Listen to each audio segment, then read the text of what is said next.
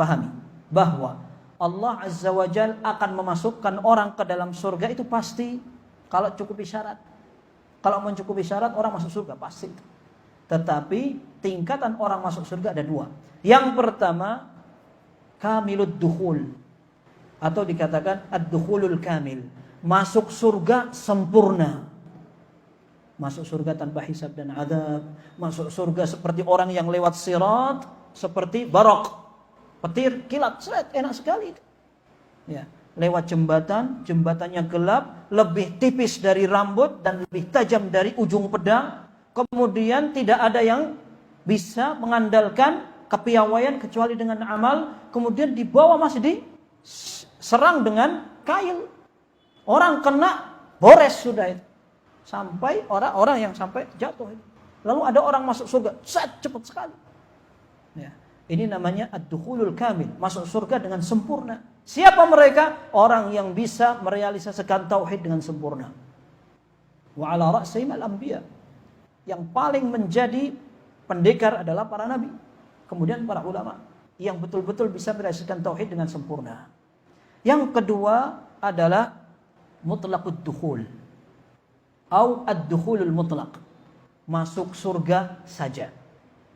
Gimana cara masuk surganya? Wah, ini yang macam-macam. Mampir dulu, diberesin, dibersihkan dulu. Tapi alhamdulillah minimalnya dia tidak kekal di neraka. Dan ini menjadi janji Allah untuk seorang hamba yang tidak menyekutukan Allah masuk surga meskipun belakangan. Maka ada hadis yang sahih, dinyatakan bahwa akan ada orang yang akan masuk surga, dia sudah enggak tersisa kebaikan sedikit pun, tetapi dia masih punya la ilaha illallah. Hadis bitaqah dalam riwayat Abi Dawud dengan sanad yang sahih, ketika dia sudah hatta idza ra'a annahu qad halak, dia hampir binasa. Ditanya, kamu punya kebaikan enggak? Enggak punya. Ternyata semua kejelekan masing-masing dari catatan itu maddal basar, sejauh mata memandang isinya maksiat semua. Tapi ternyata dia punya satu bitaqah, isinya la ilaha illallah. Tapi ini bukan orang yang akan masuk surga belakangan, ini pengecualian.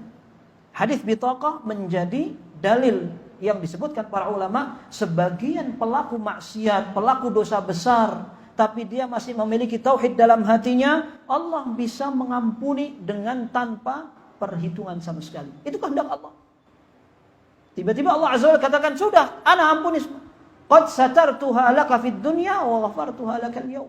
Dulu di dunia tak tutupi, sekarang sudah aku ampuni. Aman. Ada orang kayak begitu, tetapi ada orang yang berjalan sesuai SOP. Wa may ya'mal mithqala dzarratin khairan yarah wa may ya'mal mithqala dzarratin syarran yarah. Yang punya amal kebaikan meskipun sekecil apapun, lihat hasilnya. Jelek, lihat hasilnya. Ini yang sekecil apapun, gimana dengan kita siap untuk bertauhid secara sempurna atau tidak? Otomatis dia akan melihat itu. Bagaimana kadar ketergantungan kita kepada Allah dengan selain Allah. Itu ada efeknya semua itu.